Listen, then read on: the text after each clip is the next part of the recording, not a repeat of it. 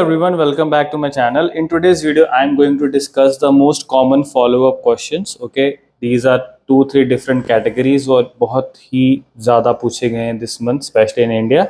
So I'm going to provide you very simple answers. So let's start.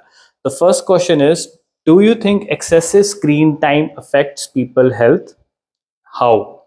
Yes, definitely. Spending too much time on screens can cause eye strain, poor posture, and even sleep disorders. Mentally, it often leads to anxiety or digital fatigue because people rarely disconnect from work or social media. Should governments or schools regulate screen time for children? Why or why not? I think some regulation is important. Children can't always control their habits, so guidance from schools or policies that promote outdoor and social activities can help maintain a healthy balance without being overly restrictive. The purpose of this video is to provide you answers, ideas, so you can answer there. The third question is, how do you think screen time habits will change in the future? In the future, screen time may actually increase due to AI based learning and virtual reality. However, awareness about digital well being will also grow, so people might adopt healthier tech routines. Next, what are the advantages and disadvantages of social media for young people? The main advantage is connectivity. It helps them to learn, express themselves, and network globally. And the downside is comparison culture, distraction, which can harm mental health and productivity.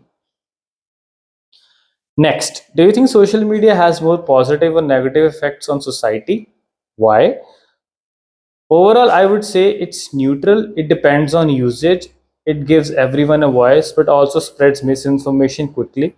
Society benefits from awareness campaigns, but suffers from polarization and fake news.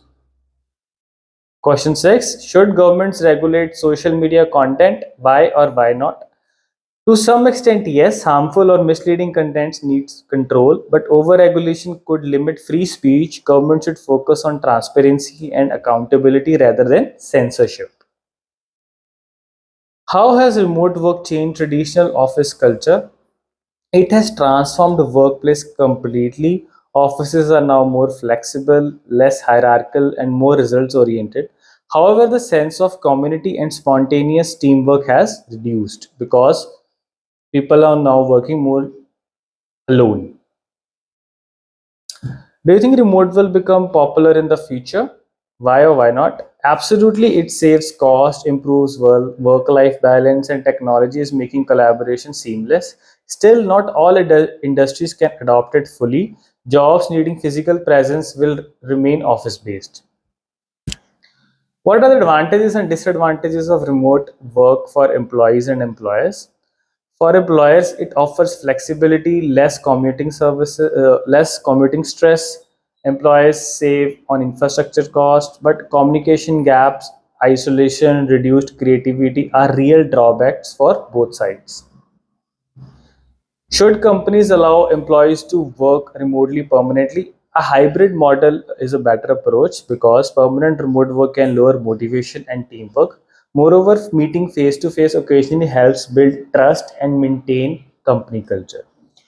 I hope you find this answer interesting and easy to understand. Try to give these answers because these are very common questions. If you find this video helpful, do like, share, and subscribe. Thank you so much for watching.